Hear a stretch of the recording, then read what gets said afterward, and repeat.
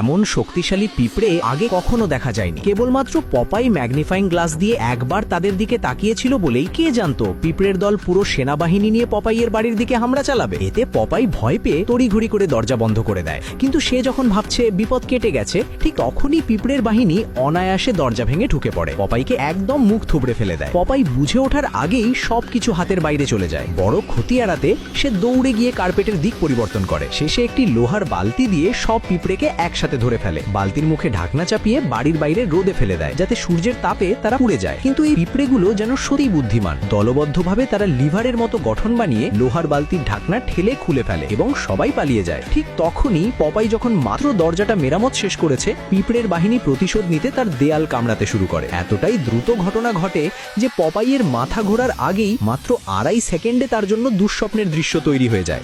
আহারে, আমার সর্বনাশ! পিঁপড়েরা একটুও ছাড় না দিয়ে আবার তার ঘরের দিকে ধেয়ে আসে। রাগে ফেটে পড়া পপাই কিভাবে এই অপমান সহ্য করবে? সে উন্মাদের মতো ঠেলে নিয়ে আসে 500 কেজির একটি রোলার। পিঁপড়ের বাহিনীর দিকে পাগলের মতো ধাবা শুরু করে। পরিস্থিতি বেগতিক দেখে পিঁপড়েরা ভাসমান সেতু পার হয়ে বুদ্ধি করে বড় গাছের চারপাশে ঘুরে ঘুরে পপাইয়ের সঙ্গে কৌশলী লড়াই শুরু করে। তারপর তারা সেতু কেটে দেয়, ফলে পেছনে ধাওয়া করা পপাই মুহূর্তেই সর্বনাশের মুখে পড়ে। কাদায় মুখ থুবড়ে পড়া পপাই রাগে ফেটে পড়ে। দেখে যে পিঁপড়েরা আবার ঘরের দিকে যাচ্ছে। পপাই কোদাল তুলে নেয় এবং দাঁতের বদলে দাঁত এই নীতিতে পাল্টা আঘাত হানার সিদ্ধান্ত নেয়। চোখের পলকে সে ঘরের চারপাশে 50 সেন্টিমিটার চওড়া একটি পরীক্ষা খুঁড়ে ফেলে। এরপর কল খুলে পরীক্ষাটা পানিতে ভরে দেয়।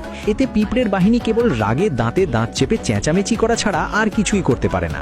পরিকল্পনা সফল হয়েছে ভেবে আধা দিন খাটুনির পর পপাই ঘরে ফিরে একটু বিশ্রাম নিতে চায়, কিন্তু সে একেবারেই ভাবেনি পিঁপড়েরা একটি খালি টিনের ক্যানকে নৌকা বানিয়ে চোখের পলকে নদী পার হয়ে যাবে। আর ঠিক তখনই যখন পপাই চা খেতে যাচ্ছিল,